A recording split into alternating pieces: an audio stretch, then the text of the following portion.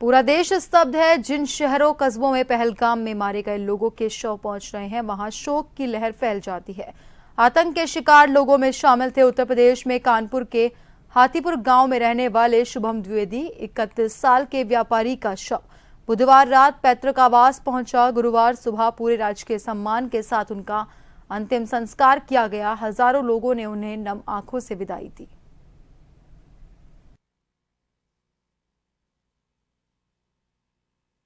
पूरा देश स्तब्ध है। जिन शहरों कस्बों में पहलगाम में मारे गए लोगों के शव पहुंच रहे हैं, वहां शोक की लहर फैल जाती है।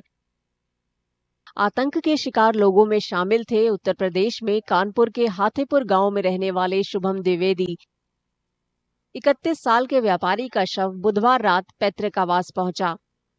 गुरुवार सुबह पूरे राजकीय सम्मान के साथ उनका अंतिम संस्कार किया गया।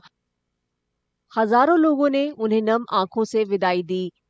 इससे पहले उत्तर प्रदेश के मुख्यमंत्री योगी आदित्यनाथ ने शुभम के परिवार से मुलाकात कर अपनी संवेदनाएं जताईं।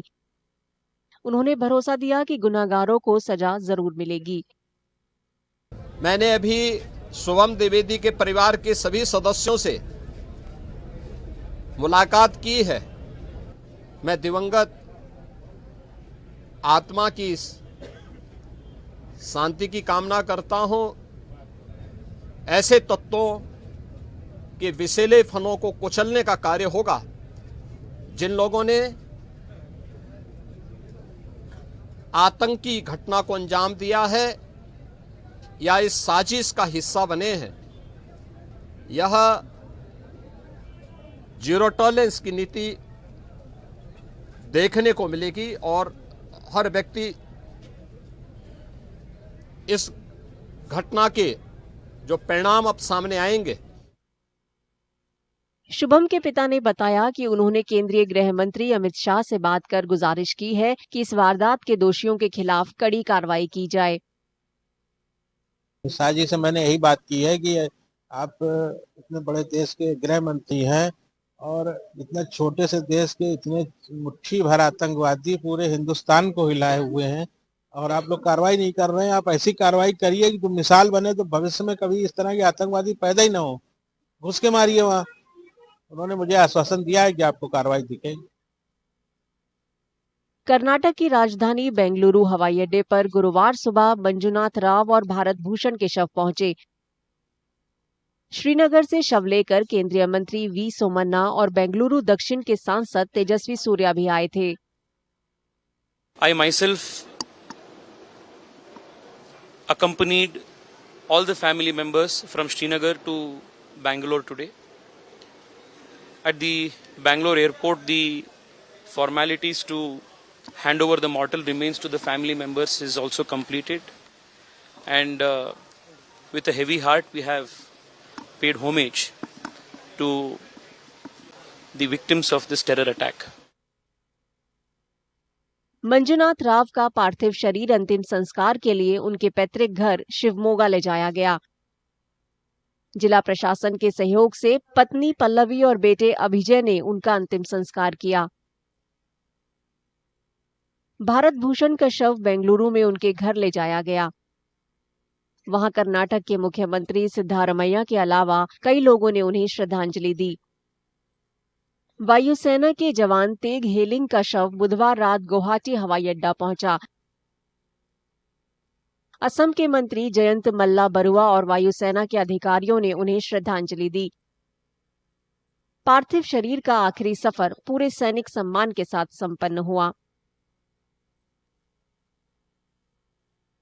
अभी थोड़ा देर पहले टागी हेलियम का नश्वर शरीर यहाँ आए थे और हम लोग असम सरकार के तरफ से, माननीय मुख्यमंत्री जी का तरफ से और असम वासियों की तरफ से हम लोग ने यहाँ उसका श्रद्धांजलि जनाया।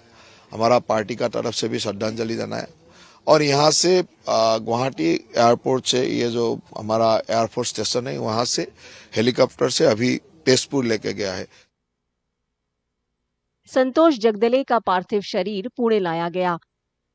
वहां एनसीपी एसपी गुट के प्रमुख शरद पवार ने उनके परिवार से मुलाकात की और श्रद्धांजलि दी। मुंबई से यतीश सरकार और उनके बेटे सुमित का शव विमान से अहमदाबाद लाया गया। गुजरात से दोनों आध्यात्मिक यात्रा के लिए कश्मीर गए थे। ये उनका आखिरी सफर साबित हुआ। गुजरात के मुख्यमंत्री भूपेंद्र पटेल ने उनके परिवार से मुलाकात की और पार्थिव शरीर पर श्रद्धा के फूल चढ़ाए।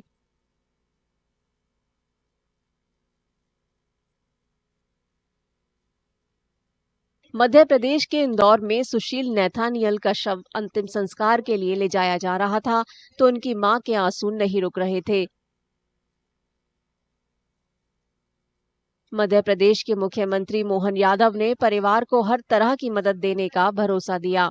मैं मृतक परिवार के प्रति इस शोक की इस घड़ी में मध्य प्रदेश सरकार की ओर से भी उनके साथ हूँ और संगठन और हम सारा समाज, इस पूरा देश एकजुट है और किसी हालत में इसके दोषियों को बख्शेंगे भी नहीं। और ऐसे में इस घटना से हम सब हतप्रभ भी हैं और मैं बाबा महाकाल से कामना करता हूँ कि मृतक परिवार को अपने चरणों में स्थान दें। जयपुर में नीरज उधवानी के पार्थिव शरीर को राजस्थान के मुख्यमंत्री भजनलाल समेत कई मंत्रियों ने श्रद्धांजलि दी। नीरज का पार्थिव शरीर आखिरी सफर के लिए निकला तो उनकी मां अपनी भावनाओं पर काबू नहीं कर पा रही थीं। लोगों ने उन्हें संभालने की कोशिश की। केंद्रीय मंत्री गजेंद्र सिंह शेखावत ने परिवार और वहां मौजूद लोगों को भरोसा दिया कि इंसाफ जरूर होगा। जो कुछ घटना हुई है और इसके पीछे जो लोग हैं उनको कठोरतम सजा मिले। माननीय प्रधानमंत्री जी और माननीय गृह मंत्री जी अपने प्रारंभिक वक्तव्यों में भी इस संकल्प को देश के सामने उद्धृत कर चुके हैं। देश गमगीन तो है लेकिन देश आक्रोशित भी है और पूरे देश इस घटना में मारे गए लोगों को, जिन्होंने देश के लिए कुर्बानी दी है, उन सब को न्याय मिले, इसके लिए संकल्पबद्ध है और देश की सरकार उसके लिए प्रतिबद्ध है।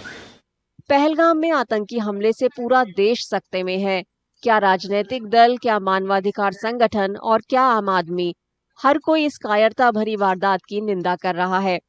जम्मू कश्मीर सरकार ने पहलगाम आतंकी हमले में मारे गए हर शख्स के परिजन को 10 लाख रुपया मुआवजा देने का ऐलान किया है। गंभीर रूप से घायलों को 2 लाख और सामान्य रूप से जख्मी लोगों को 1 लाख रुपए दिए जाएंगे।